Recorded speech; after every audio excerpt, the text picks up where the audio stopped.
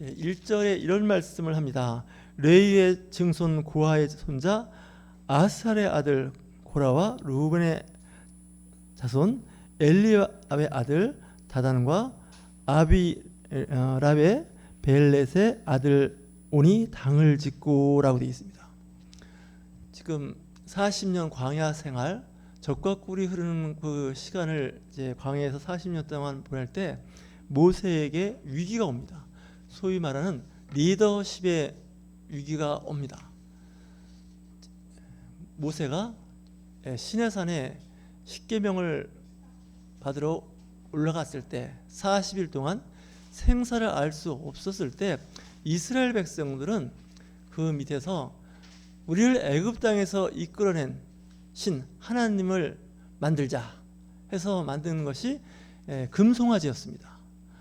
이 일련에서 이제 하나님께서 크게 노하시고 이제 그곳에 이제 많은 그 살상이 일어나기 시작되었던 일들이 오늘 이 민수기 16장에서 또 한 번의 리더십의 위기가 옵니다. 고핫 자손, 다시 얘기해서 이 자손은 레위 지파입니다. 더 정확하게 이야기하면 모세와 아론의 사촌이 된 사람들입니다. 이 레위 자손, 이 고핫 자손들이 반역을 일으키게 됩니다. 반역을 일으켜서 지금 오늘 13절과 14절 말씀을 읽었는데 이 말씀에 나오는 것처럼 이런 얘기를 하죠. 내가 우리를 젖과 꿀이 흐르는 땅에서 이끌어내요 라고 되어 있습니다.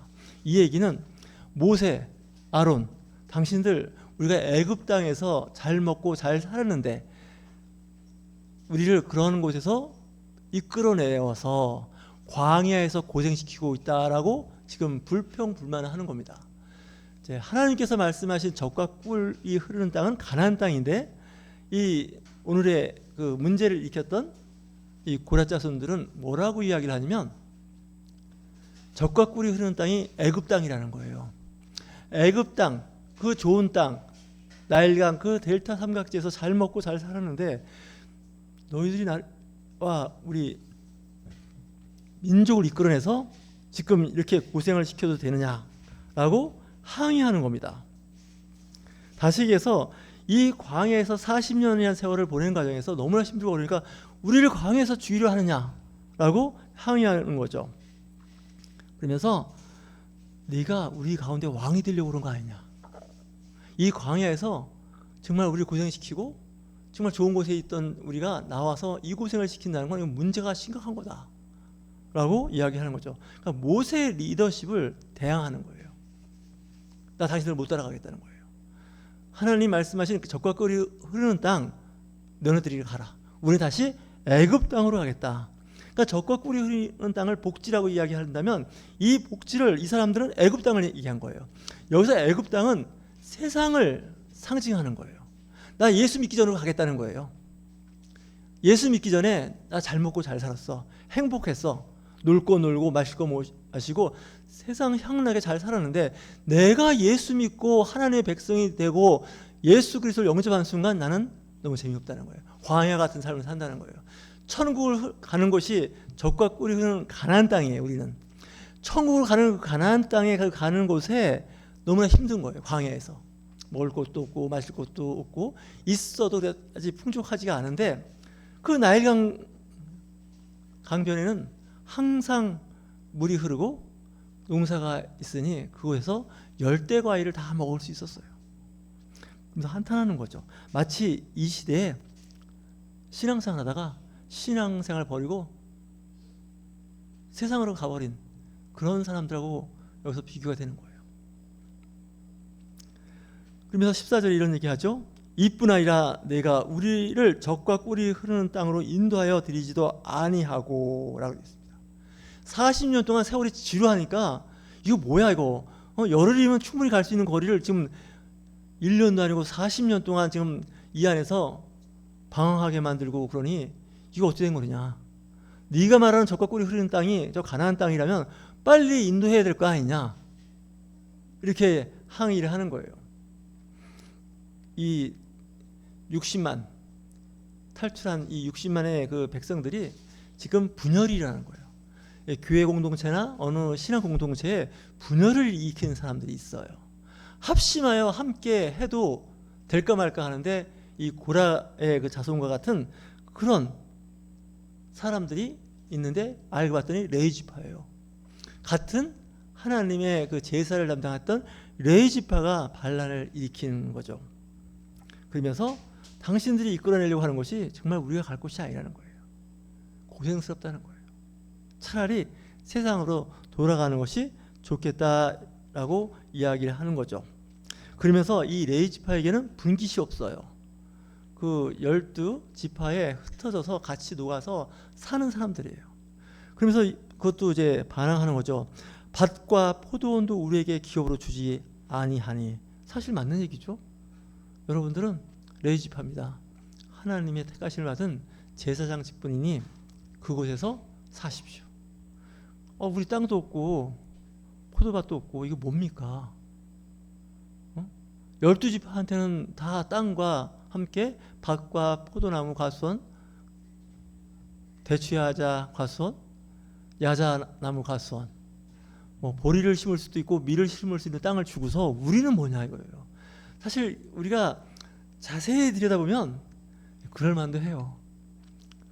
일주일이 가면 젖과 꿀이 흐른다는 그 곳으로 가야 되는데 못 가고 있고, 또 레위 지파한테는 분깃이 없어요.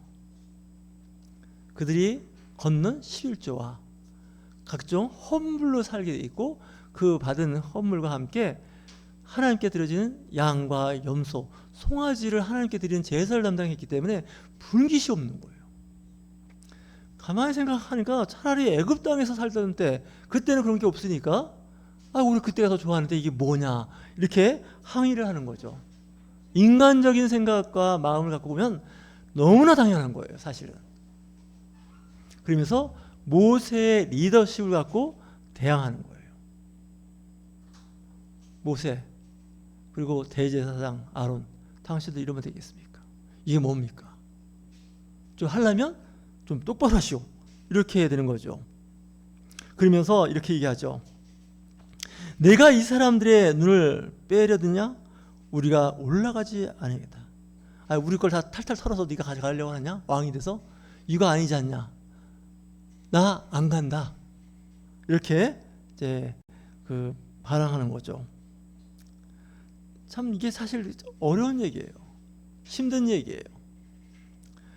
자, 이 말을 들었을 때 15절을 보니까 모세가 심히 노하여 여호와께 여짜오되 주는 그들의 헌물을 돌아보지 마옵소서. 나는 그들의 나귀 한 마리도 빼앗지 아니하였고 그들 중에 한 사람도 해하지 아니하였나이다 하고 라고 되어 있습니다. 그 얘기는 나 그들로 하여금 내 이익을, 사적인 이익을 취한 것이 없습니다라고 이야기하는 거죠.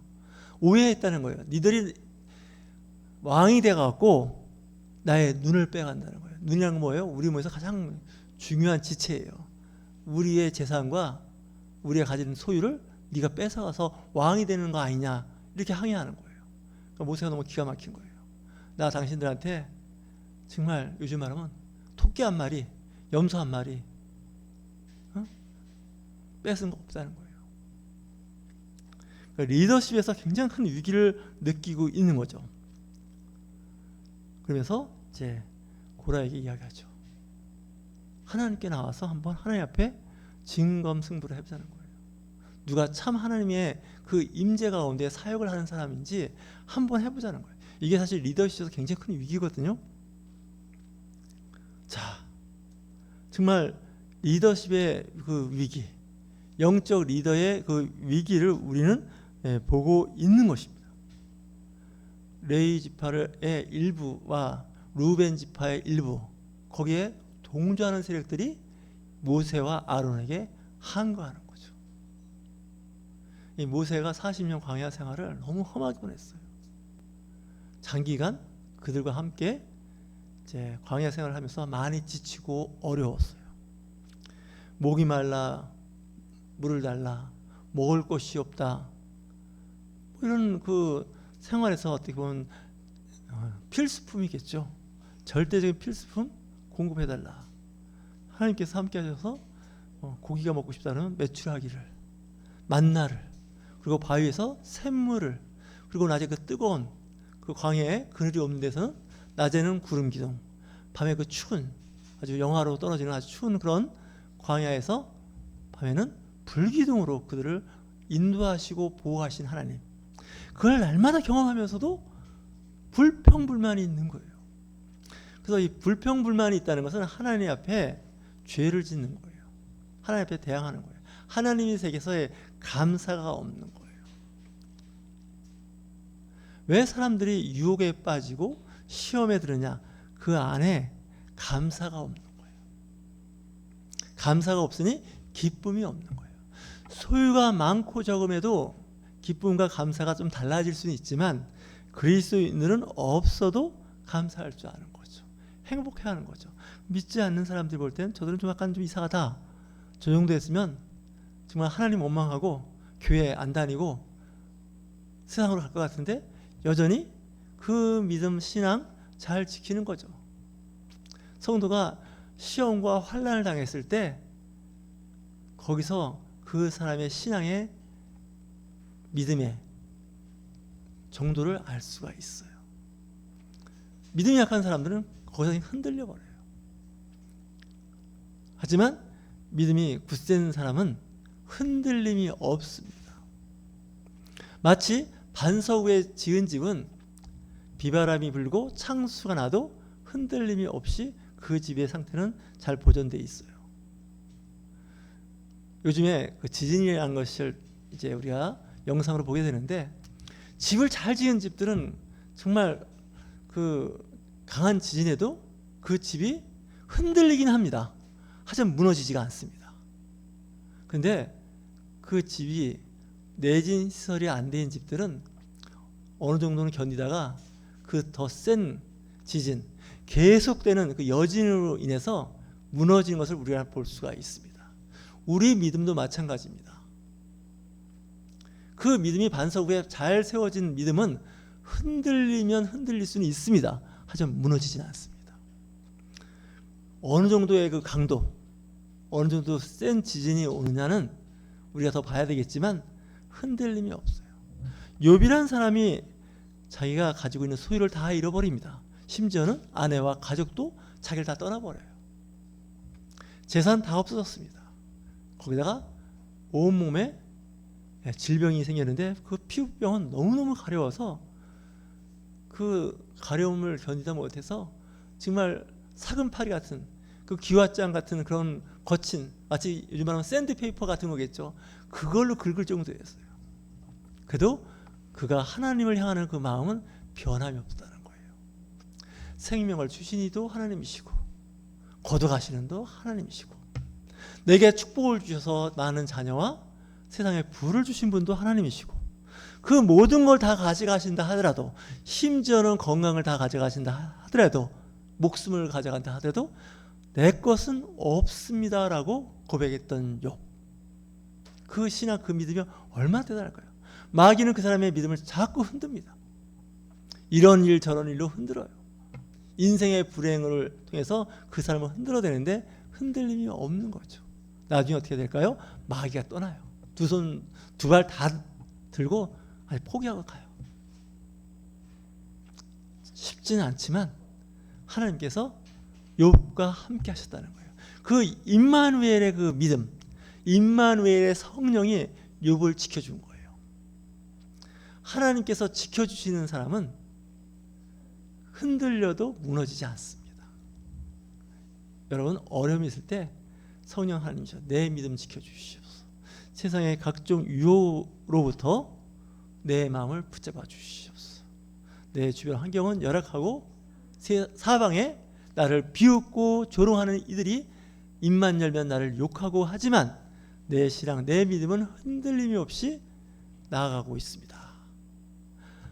고라 자손이, 고라가 당신만 레위지파냐? 우리도 레위지파다. 당신만 하나님 앞에 제사하냐? 우리도 하나님 앞에 제사한다. 우리 말도 들어봐라. 이렇게 얘기했을 때 하나님께서는 그 모세와 아론의 리더십을 인정하고 나머지 리더십을 인정하지 않는 것을 오늘 민수기 16장에서 발견할 수가 있습니다. 영적인 도전, 영적인 폄하, 영적인 불만을 하나님께서 이제 불식시키고 모세와 아론의 영권을 세워주는 것. 이때 모세에게 나타났던 그 심리적 현상은 두 가지였습니다. 하나는 겁이 나서 하나님 앞에 엎드리는 거예요. 두려운 거예요. 폭동이 일어나니까 난 죽을 수 있는 거예요.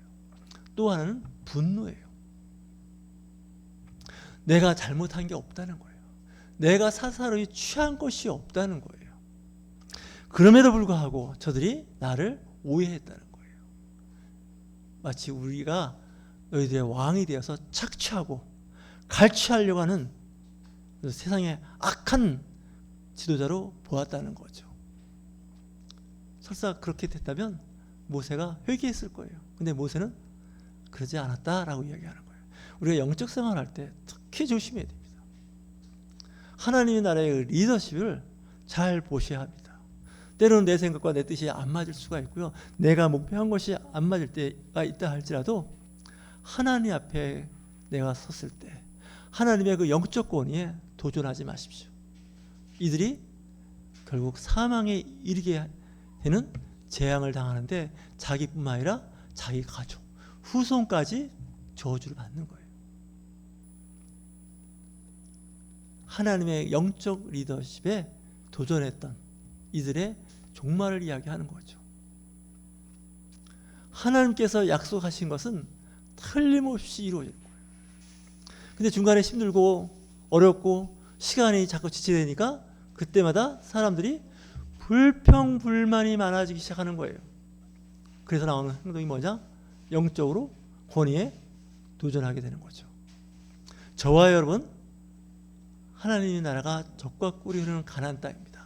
애굽 땅으로 다시 돌아가자는 것은 과거로 다시 돌아와서 과거에 살던 그때 그 환경을 좋아해서 그 옛날로 돌아가는 불신의 상태로 돌아가는 하나님으로부터 멀어지는 그쪽을 선택한다는 거죠. 그거는 곧 뭐냐 하면 죽음을 상징하기 때문에 그렇습니다. 저 여러분 끝까지 하나님의 말씀을 붙잡고 참고 기다리며 그 영적 권위를 인정하는 저와 여러분이 되실 주의 이름으로 축원합니다. 기도하겠습니다. 좋으신 하나님 아버지 감사합니다.